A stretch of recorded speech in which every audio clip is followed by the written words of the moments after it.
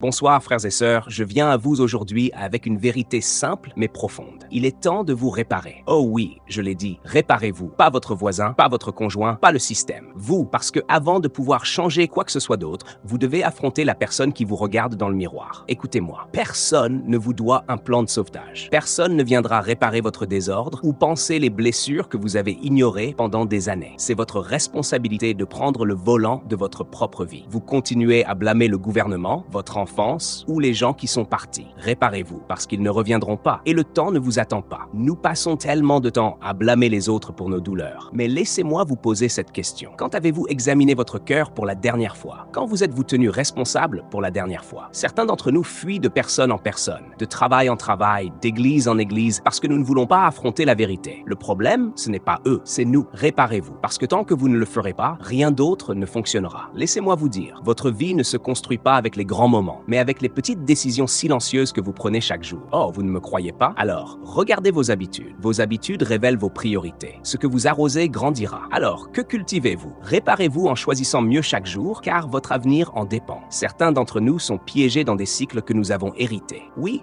je l'ai dit, des cycles de colère, de peur, d'addiction ou de paresse. Mais laissez-moi vous dire quelque chose. Ce que vous ne confrontez pas, vous le répéterez. Et ce que vous répétez, vous le transmettrez. Réparez-vous, car les générations futures comptent sur vous pour briser la chaîne. Se réparer ne sera pas agréable. Non, cela fera mal. Cela vous étirera, vous humiliera et vous mettra mal à l'aise. Mais laissez-moi vous rappeler que les diamants se forment sous pression et que l'or est raffiné par le feu. Alors ne fuyez pas la douleur. Traversez-la. Réparez-vous, car la croissance vous attend de l'autre côté de votre lutte. Vous pouvez prier toute la journée, mais si vous n'êtes pas prêt à agir, vous perdez votre souffle. La foi sans les œuvres est morte. Mes amis, réparez-vous en combinant votre croyance avec l'action. Arrêtez d'attendre le moment parfait et commencez à semer les graines aujourd'hui pour récolter ce que vous espérez demain. Mon message est simple. Arrêtez d'attendre un sauvetage. Arrêtez de trouver des excuses. Arrêtez de donner à d'autres le pouvoir de changer votre vie. Ce pouvoir est déjà en vous. Le moment, c'est maintenant. Réparez-vous et regardez le monde autour de vous se transformer. Laissez-moi vous dire quelque chose de vrai et brut. Personne ne viendra vous sauver. Personne ne viendra tout réparer dans votre vie. Et je sais que c'est difficile à entendre, mais c'est la vérité qui vous libère. Trop d'entre nous attendent l'opportunité parfaite. Attendent que quelqu'un s'excuse,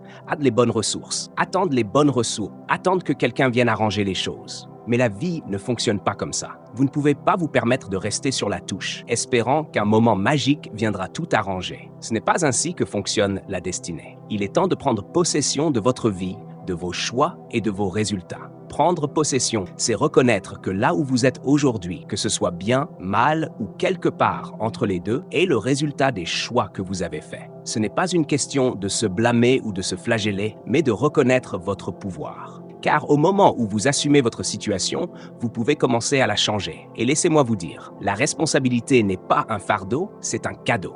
C'est la réalisation que vous n'avez pas besoin d'attendre que quelqu'un d'autre ouvre la porte pour vous. Vous tenez la clé. Vos décisions, votre attitude, vos actions ont le pouvoir de changer la trajectoire de votre vie. Mais si vous continuez à blâmer les autres, si vous continuez à pointer du doigt, vous resterez exactement là où vous êtes. Oh, je sais qu'il est tentant de blâmer les autres, de dire « si seulement mes parents avaient fait ceci » ou « si seulement ils ne m'avaient pas abandonné » ou « si seulement le système n'était pas contre moi ». Mais pendant que vous blâmez, qui répare? Qui fait le travail pour améliorer votre vie? Personne. C'est pourquoi la prise de responsabilité est la première étape. Ce n'est pas une question d'excuser ce qui vous est arrivé ou de prétendre que tout est juste. Non, c'est dire « c'est ma vie et je refuse de laisser mes circonstances définir mon destin ». Prendre possession signifie refuser de jouer la victime. Cela signifie se relever, même après être tombé, et dire « je ne vais pas rester ici, je vais reconstruire », même si je dois le faire brique par brique. La prise de responsabilité n'attend pas des conditions parfaites. Elle tire le meilleur parti de ce qu'elle a. Elle ne cherche pas quelqu'un à blâmer. Elle cherche des solutions. Vous ne pouvez pas contrôler tout ce qui vous arrive, mais vous pouvez contrôler comment vous y répondez. Et c'est là que réside votre pouvoir. Vous avez la capacité de choisir, d'agir, d'avancer. Alors arrêtez d'attendre un sauvetage. Arrêtez de chercher des solutions externes à des problèmes internes. Prenez vos responsabilités, assumez vos erreurs, assumez votre douleur et assumez votre potentiel. Parce que la vie que vous voulez n'est pas entre les mains de quelqu'un d'autre, elle est entre les vôtres. Réparez-vous, car personne d'autre ne le fera pour vous. Il y a une tendance dangereuse en chacun de nous à regarder vers l'extérieur lorsque les choses tournent mal. Nous cherchons quelqu'un, ou quelque chose à blâmer. Nos parents, notre passé, les gens autour de nous, même la société en général. Nous pointons du doigt tout le monde, tout en négligeant la seule personne qui détient vraiment la clé de notre transformation, nous-mêmes. Mais la vérité, c'est que le problème n'est souvent pas à l'extérieur, il est à l'intérieur. Dans nos cœurs, dans nos attitudes. Vous ne réparez jamais ce que vous refusez d'affronter. Et beaucoup d'entre nous évitent la vérité sur eux-mêmes. Nous sommes tellement occupés à chercher des solutions externes, espérant qu'un nouvel emploi, une nouvelle relation ou un nouvel endroit changera tout. Alors qu'en réalité, le changement que nous cherchons doit commencer de l'intérieur. Avant de pointer du doigt tout et tout le monde comme étant le problème, vous devez vous regarder longuement et attentivement dans le miroir. Quelles sont les pensées qui dominent votre esprit? Quelles sont les habitudes qui vous ramènent sans cesse à vos anciens schémas? Quelle peur ou insécurité avez-vous cachée? Ce sont les questions qui doivent être posées, car les réponses sont la clé pour libérer votre potentiel. Vous voyez, si vous ne traitez pas les problèmes internes, ils continueront à se manifester à l'extérieur. Ce que vous supprimez finira par remonter à la surface et apparaîtra dans vos décisions, vos relations et votre façon d'aborder la vie. Si vous avez une colère non résolue, elle se manifestera dans vos interactions avec les autres. Si vous avez peur, elle paralysera votre progression. Si vous avez une faible estime de vous-même, elle vous empêchera de réaliser la grandeur qui est déjà en vous. Vous ne pouvez donc pas fuir le problème en vous. Vous devez le confronter. Identifier le problème en vous n'est pas une condamnation de soi, c'est une prise de conscience. Il s'agit de comprendre que ce que vous traversez n'est pas toujours la faute de quelqu'un d'autre. Parfois, c'est votre état d'esprit qui vous retient. Parfois, ce sont les mensonges que vous avez crus sur vous-même. Pendant des années, on a peut-être dit que vous n'étiez pas à la hauteur, ou vous vous êtes peut-être convaincu que vous ne méritez pas mieux. Ces batailles internes, qu'elles soient enracinées dans des traumatismes ou dans un discours intérieur négatif, sont les vrais problèmes. Ils doivent être affrontés de front. La transformation la plus puissante se produit lorsque vous regardez à l'intérieur de vous-même et dites « Je vais affronter les choses que j'ai évitées. Je vais guérir les blessures que j'ai essayé de cacher. Je vais briser le cycle de peur, de doute et de négativité qui me contrôle. » Lorsque vous faites cela, les circonstances extérieures commencent à changer. Non pas parce que le monde a soudainement changé, mais parce que vous avez changé. Vous ne pouvez réparer que ce que vous êtes prêt à confronter. Et la première étape est d'être honnête avec vous-même. Reconnaissez les domaines où vous avez saboté votre propre succès, votre bonheur et votre croissance. Vous pouvez changer d'environnement, mais si vous ne traitez pas les problèmes internes, vous emporterez les mêmes problèmes partout où vous irez. Alors, arrêtez de chercher à l'extérieur la solution. La véritable réponse se trouve en vous. Identifier et traiter le problème intérieur est le début de votre guérison, de votre croissance et de votre percée. Il est temps d'arrêter de fuir et de faire face à ce qui vous retient. Ce n'est qu'alors que vous pourrez vraiment avancer. Chaque jour, du moment où vous vous réveillez jusqu'au moment où vous fermez les yeux la nuit, votre vie est façonnée par les décisions que vous prenez. Et laissez-moi vous dire une chose. Le pouvoir de vos décisions ne peut être sous-estimé. Ce ne sont pas les grands moments dramatiques qui définissent votre vie, mais les petites décisions constantes que vous prenez lorsque personne ne regarde. Ce sont ces moments qui construisent votre destinée. Pensez-y, chaque décision, aussi petite soit-elle, est comme une graine. Ce que vous plantez aujourd'hui deviendra la vie que vous vivrez demain. Si vous plantez des graines de discipline, de concentration et de positivité, votre avenir en sera le reflet. Mais si vous êtes négligent, si vous semez des graines de procrastination, de négativité et de mauvaises habitudes, vous récolterez une moisson que vous ne voulez pas. C'est une loi universelle. Vous ne pouvez pas planter une chose et vous attendre à ce qu'une autre pousse. Voici la vérité. Vos décisions vous rapprochent soit de la vie que vous désirez, soit vous en éloignent. Il n'y a pas de terrain neutre. Chaque choix compte, qu'il s'agisse de la façon dont vous passez votre temps, des personnes avec qui vous vous associez, de la manière dont vous gérez vos ressources, ou même des pensées que vous laissez s'attarder dans votre esprit. Toutes ces décisions façonnent la trajectoire de votre vie. Vous pourriez penser que les petites choses n'ont pas d'importance, mais elles en ont. Elles s'additionnent.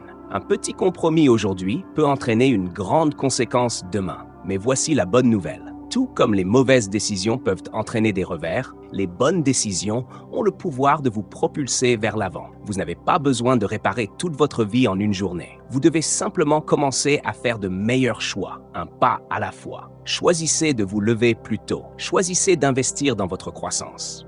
Choisissez de pardonner au lieu de garder rancune. Choisissez de prendre la voie la plus noble même si ce n'est pas facile. Ces choix peuvent sembler insignifiants sur le moment, mais ils posent les bases de la personne que vous êtes en train de devenir. Le pouvoir des décisions réside également dans leur capacité à briser les cycles. Peut-être venez-vous d'une famille où de mauvaises décisions étaient la norme, des décisions qui ont conduit à la douleur, à la lutte et au manque. Mais devinez quoi? Vous avez le pouvoir de briser ceci. Vous pouvez choisir différemment. Vous pouvez décider que l'histoire ne se termine pas comme elle a commencé. Vos décisions sont le stylo entre vos mains, écrivant un nouveau chapitre, créant un nouvel héritage. Ne vous méprenez pas. Prendre les bonnes décisions n'est pas toujours facile. Parfois, cela signifie sacrifier le confort à court terme pour un gain à long terme. Parfois, cela signifie dire non à des choses qui semblent agréables sur le moment, mais qui ne sont pas bonnes pour vous à long terme. Mais c'est là toute la beauté de la chose. Chaque fois que vous faites le bon choix, vous renforcez votre caractère. Vous prouvez à vous-même que vous avez ce qu'il faut pour aller au-delà. Et laissez-moi vous rappeler une chose. Ne pas prendre de décision est aussi une décision. Lorsque vous refusez d'agir, lorsque vous tergiversez, lorsque vous laissez la peur ou le doute vous maintenir stagnant, vous faites un choix, celui de rester là où vous êtes. Mais la vie ne vous attendra pas. Le temps avance, que vous le fassiez ou non. Alors, prenez la décision d'avancer. Prenez la décision de grandir. Prenez la décision de devenir la personne que vous avez été créé pour être. La vie que vous voulez ne se construit pas en un seul bond. Elle se construit une décision à la fois. Commencez dès aujourd'hui. Choisissez avec sagesse. Choisissez intentionnellement, car le pouvoir de créer l'avenir que vous désirez est déjà entre vos mains. Vos décisions façonneront votre destinée. Faites-les compter. Briser les cycles de négativité est l'une des choses les plus importantes et courageuses que vous puissiez accomplir dans la vie. Ces cycles peuvent prendre de nombreuses formes. Des schémas de doute de soi, des relations toxiques, de mauvaises habitudes, des mentalités destructrices ou des luttes générationnelles transmises comme des fardeaux non désirés. Mais peu importe leur origine ou depuis combien de temps ils font partie de votre vie, une chose est claire, ils doivent être brisés, car si vous ne les brisez pas, ils vous briseront. La négativité a une manière de devenir une zone de confort. Elle murmure « c'est juste comme ça » ou « tu ne peux pas faire mieux » jusqu'à ce que vous commenciez à y croire. Elle crée une boucle, un schéma où les mêmes erreurs, les mêmes douleurs, les mêmes résultats continuent de se répéter. Vous regardez votre vie et vous vous demandez « pourquoi cela m'arrive-t-il encore ?» Mais la vraie question est « que fais-je pour y mettre fin ?»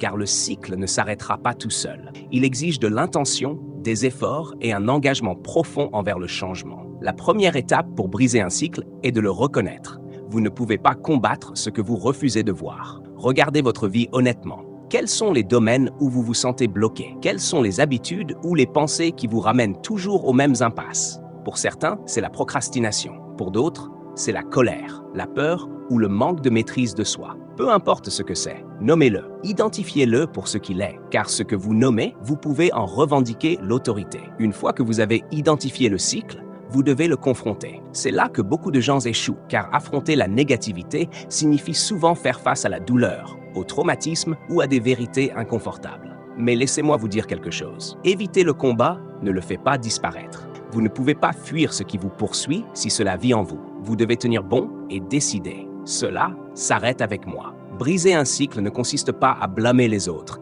même s'ils ont joué un rôle dans ce cycle. Il s'agit de reprendre votre pouvoir. Peut-être avez-vous grandi dans un environnement où la négativité était la norme, où l'on vous adressait des mots de doute et de découragement, où l'amour était conditionnel, où l'échec était attendu. Ce n'était pas votre faute, mais voici la vérité. C'est votre responsabilité de changer cela. Vous n'avez pas apporté ce qui vous a été transmis. Vous avez le pouvoir de réécrire le script. Et ne pensez pas une seconde que briser un cycle est facile. Cela demandera de la discipline, de la persévérance et une volonté d'être inconfortable. Cela signifie dire non à des choses auxquelles vous disiez oui auparavant. Cela signifie s'éloigner de personnes, d'endroits ou de situations qui continuent de vous tirer vers le bas. Cela signifie apprendre à penser différemment, à parler différemment et à agir différemment. Et oui, ce sera difficile. Mais laissez-moi vous rappeler, difficile ne veut pas dire impossible. Et la récompense de la liberté vaut la peine de lutter. Briser un cycle exige également de remplacer le négatif par quelque chose de positif.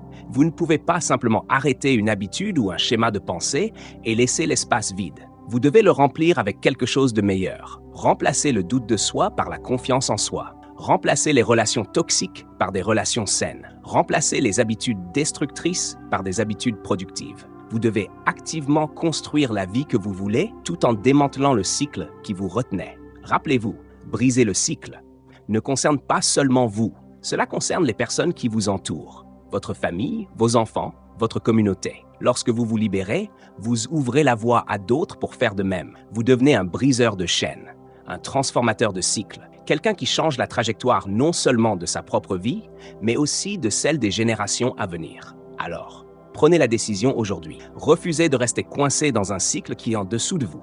Relevez-vous, battez-vous et faites le travail nécessaire pour créer un nouveau chemin. Parce que briser un cycle de négativité ne consiste pas seulement à échapper à quelque chose de mauvais, mais à entrer dans quelque chose de meilleur. Et cette vie meilleure vous attend de l'autre côté. La croissance et la douleur sont les deux faces d'une même pièce, et vous ne pouvez pas avoir l'une sans l'autre. Beaucoup d'entre nous veulent la récompense sans la lutte, le succès sans le sacrifice, la transformation sans l'épreuve. Mais laissez-moi vous dire quelque chose. La véritable croissance ne se produit pas dans la zone de confort. Cela se passe dans le feu, lorsque vous êtes poussé à vos limites, défié et étiré au-delà de ce que vous pensiez pouvoir supporter. La douleur est souvent perçue comme quelque chose à éviter, à fuir à tout prix. Mais la vérité est que la douleur est un professeur. Elle a la capacité de révéler des choses sur vous que vous n'auriez jamais découvertes autrement. La douleur vous montre vos limites, puis elle vous met au défi de les dépasser. Elle déchire les illusions, les excuses et les masques, vous laissant face à vous-même dans toute votre vulnérabilité. Et c'est dans cet endroit brut et authentique que la croissance commence. Pensez-y, une graine doit se briser pour devenir un arbre. Une chenille doit lutter dans son cocon pour devenir un papillon. Même l'or doit passer par le feu pour être affiné. La croissance n'est jamais facile et rarement belle. Elle est désordonnée, inconfortable, douloureuse, mais elle est aussi nécessaire. La version de vous qui reste dans le confort ne peut pas atteindre la destinée qui vous appelle. Vous devez laisser cette version de vous derrière. Vous devez embrasser le processus, peu importe à quel point il est difficile. Beaucoup d'entre nous passent tellement de temps à fuir la douleur qu'il manque la croissance qu'elle apporte. Nous évitons les conversations difficiles, les décisions ardues, les risques qui pourraient entraîner des échecs, simplement pour ne pas ressentir d'inconfort. Mais voici la vérité. La douleur que vous évitez aujourd'hui deviendra le regret que vous porterez demain. La croissance fait mal, mais la stagnation tue. Restez le même, refusez de changer, s'accrocher à ce qui est familier, c'est là que les rêves meurent. Lorsque vous acceptez la douleur comme faisant partie du processus, quelque chose de puissant se produit. Vous cessez de la voir comme une ennemie et commencez à la considérer comme une alliée. Vous réalisez que chaque lutte, chaque échec, chaque douleur est une pierre de guet et non un obstacle. Vous apprenez que les choses censées vous briser peuvent en réalité vous construire si vous les laissez faire. La douleur ne révèle pas seulement qui vous êtes, elle affine qui vous êtes. Elle prend la matière brute de votre potentiel et la transforme en force, en résilience et en sagesse. Mais soyons clairs, embrasser la croissance et la douleur ne signifie pas aimer souffrir ou prétendre que cela ne fait pas mal. Cela signifie comprendre que la douleur a un but et faire confiance au processus, même lorsque le résultat n'est pas encore visible. Cela signifie rester dans la lutte, même lorsque tout en vous veut abandonner. Parce que vous savez qu'au bout de cette douleur se trouve la personne que vous êtes censé devenir. Alors, arrêtez de fuir les choses difficiles. Cessez d'éviter les défis qui vous effraient. Affrontez-les de front. Ressentez la douleur, mais ne la laissez pas vous paralyser. Utilisez-la comme carburant, comme un rappel que vous êtes en train de grandir, de changer, de devenir. L'inconfort que vous ressentez maintenant est temporaire, mais la croissance qu'il produit durera toute une vie. Et voici la beauté de la chose. Plus vous embrassez la croissance et la douleur, plus vous devenez fort. Ce qui autrefois semblait impossible devient votre nouvelle normalité. Les choses qui vous intimidaient auparavant n'ont plus de pouvoir sur vous. Vous commencez à vous voir différemment, non pas comme quelqu'un de brisé, mais comme quelqu'un en construction. Embrassez le processus, la lutte, la douleur, car elle n'est pas là pour vous détruire, mais pour vous développer. Et lorsque le processus sera terminé, vous regarderez en arrière et réaliserez que chaque larme, chaque sacrifice, chaque moment d'inconfort en valait la peine. La croissance n'est pas facile,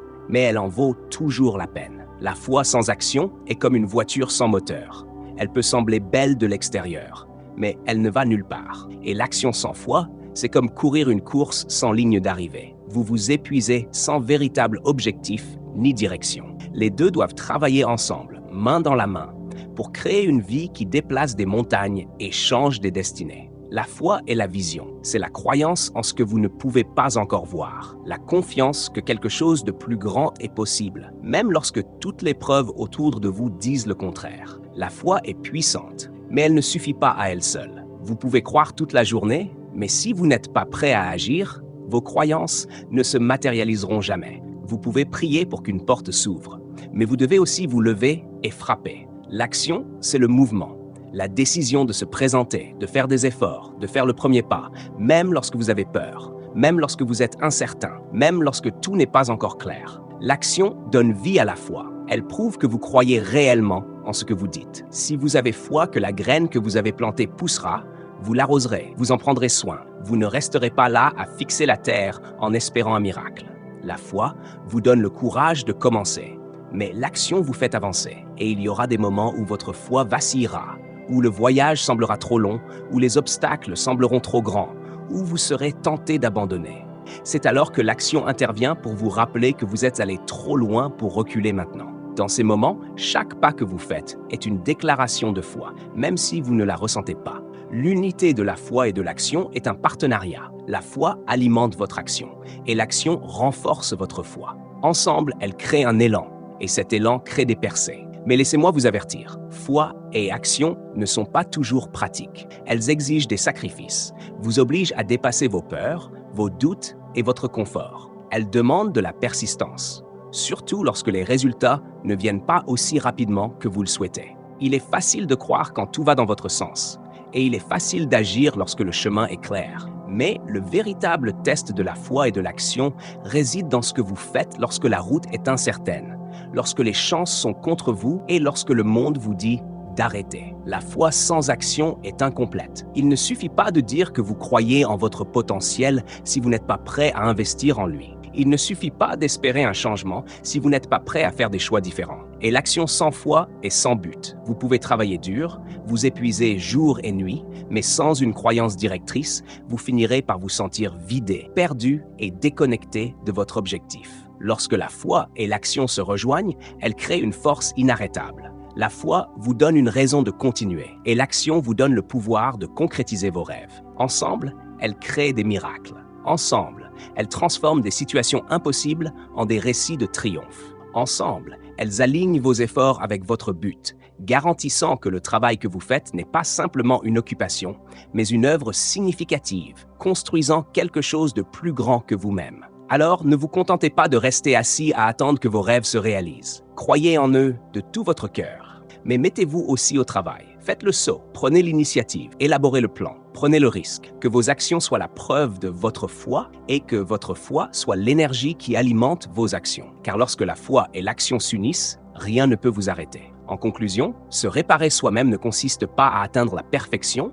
mais à progresser. Il s'agit de prendre en main votre vie, de confronter vos problèmes et de prendre des décisions intentionnelles qui s'alignent avec votre but. Il s'agit de briser les cycles de négativité qui vous ont retenu, d'accepter la croissance qui vient avec la douleur et de comprendre que chaque pas en avant nécessite l'unité de la foi et de l'action. Ce voyage n'est pas facile, mais il est nécessaire. Il ne s'agit pas de blâmer les autres ou d'attendre que quelqu'un d'autre change votre vie. Il s'agit de prendre votre pouvoir en main et de décider que votre histoire ne se terminera pas là où elle a commencé. Le changement que vous recherchez commence avec vous. Il réside dans la manière dont vous pensez, les choix que vous faites, les habitudes que vous formez et le courage que vous trouvez pour continuer à avancer, même lorsque c'est difficile. Rappelez-vous, chaque moment d'inconfort est une pierre de gué vers la vie que vous êtes destiné à vivre. Chaque décision de grandir, chaque effort pour s'améliorer, chaque acte de foi et d'action vous rapproche votre destinée. Vous n'êtes pas une victime de vos circonstances.